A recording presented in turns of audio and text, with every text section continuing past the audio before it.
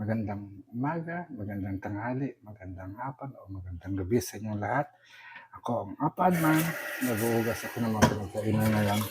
Pero I want to start this new day at night time dahil ngayon ay gabi ng bagong buwan. So nagpapasalamat tayo kay Diwatang Maknaungan ng Ifugao at sinamahan niya tayo, pinahintulutan niya na tayo makarating dito sa Hawaii at magturo sa pinabagong cohort. Sa gabing ito,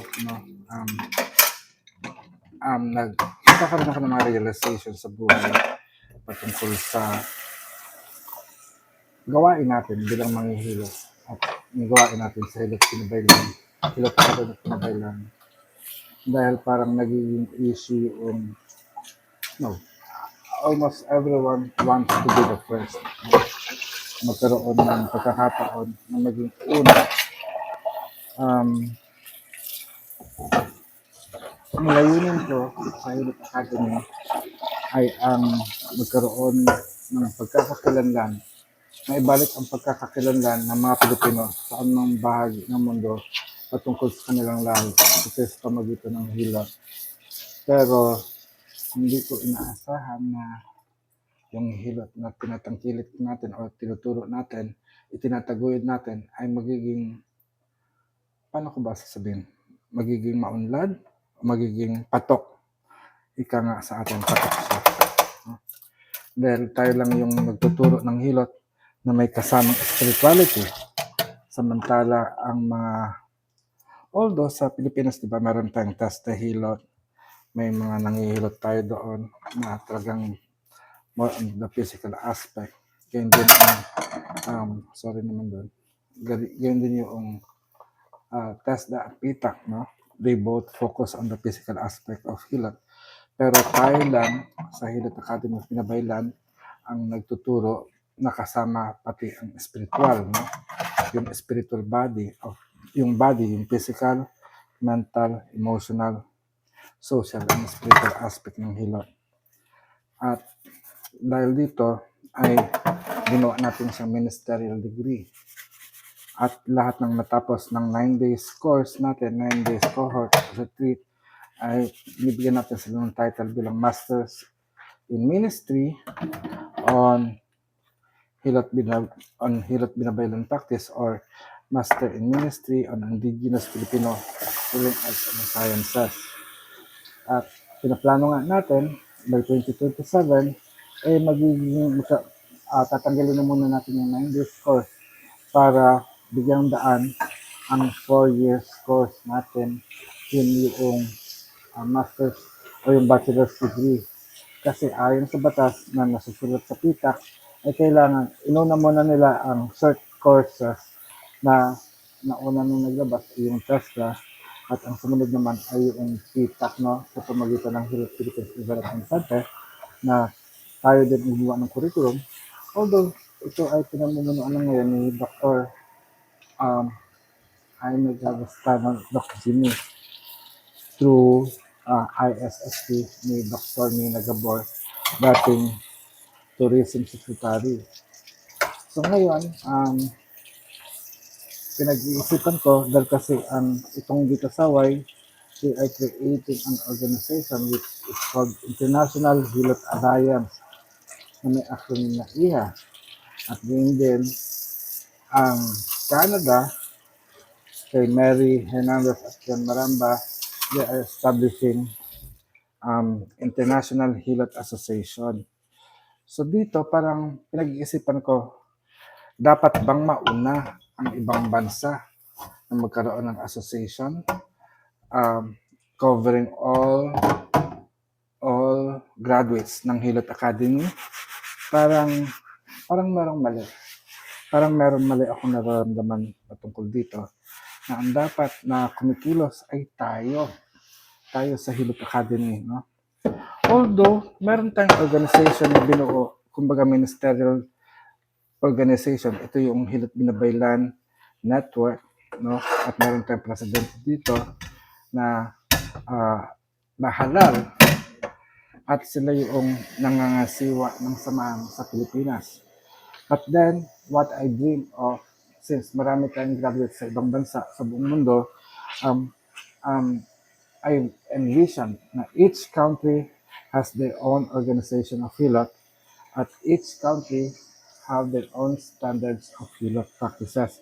Ito ay depende sa batas na umiiral sa kanilang bansa. At um, I also envision na sana bawat bansa ay magkaroon ng formal recognition ang hilot. No? Since ang hilot natin ay ministerial, ay mukhang mahihirapan ang bawat member natin o hilot binabayro ng practitioners natin na magkaroon ng recognition dahil kasi ang hinahanap nila ay academic. So, ang tanong ko sa sarili ko, will I allow hilot, the practice of hilot binabaylan to be crossed over from ministerial into academic? So, ibig sabihin, magkakaroon pa ba ng legal na recognition ang hilot binabaylan practice sa mga bansa na kinauukulan like dito sa United States of America o kaya sa Canada. Alam ko medyo matagal pa na mangyayari yan kasi nga sa Pilipinas, mamaya na ako mag-ayos ng lababo, no? Tapusin ko muna ang pakipag-usap sa inyo. Sa Pilipinas, ang TESDA at ang PITAC, sila yung tagapangasiwa ng standards and regulation ng practice of hilot, no? Pero wala nga sa sakop nila ang pagtatawas. At tayo lang sa Hilot Academy sa pamagitan ng Templong Antuan at Bahay sa Antala ang nagtuturo nun. Tayo ang gumawa ng pamantayan kung paano magtatawas. At tayo din ang nagbibigay ng certification para sa mga magtatawas na bahagi ng diagnostic procedures ng hilot. Parang nalalabuan ako na ang isang organisasyon, international organization, ang siyang mangangasiwa sa mga graduates.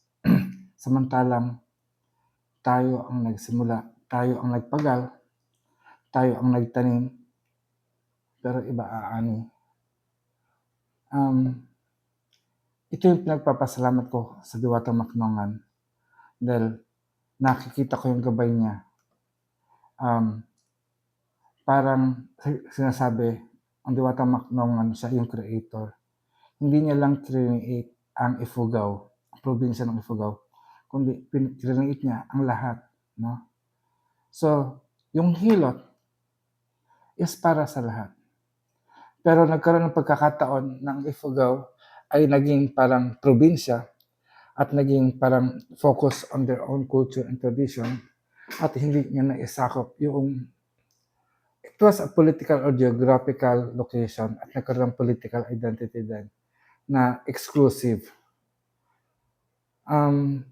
Ako kasi hindi ko inisip na magkaroon ng exclusivity, no? Although, naisip ko, kung sino ang naturuan ko, yun ay bahagi ng aking organisasyon. Sila ay bahagi ng Templong Antuan.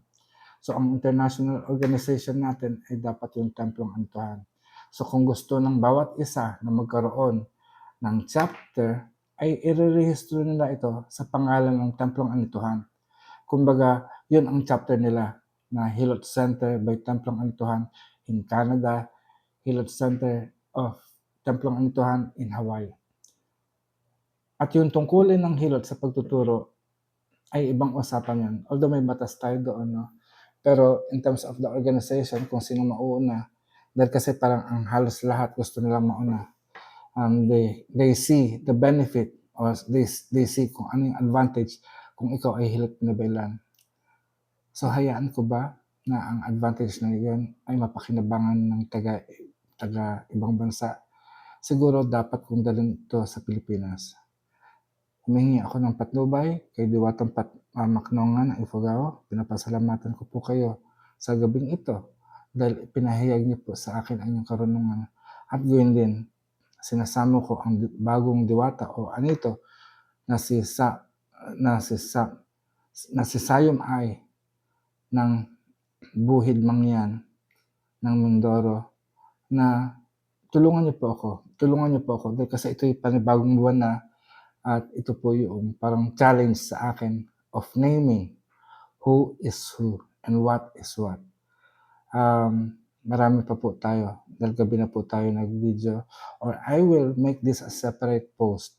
Kaya sana po ay um, I appreciate your time at effort na makinig sa akin.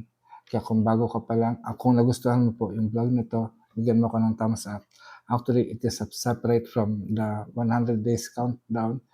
Gusto ko lang ipahayag ang aking saloobin para maging malinaw din para sa akin sa araw na 'to at sa mga susunod na panahon kung ano ang magiging desisyon ko. Sa isip ko ngayon ay dapat ang mga Pilipino ang mauna, lalong-lalo na sa larangan ng hilat, pinabaylan o katutubong gamotang Pilipino. Mga Pilipino rin naman sila, kaya nga lang nasa ibang bansa sila.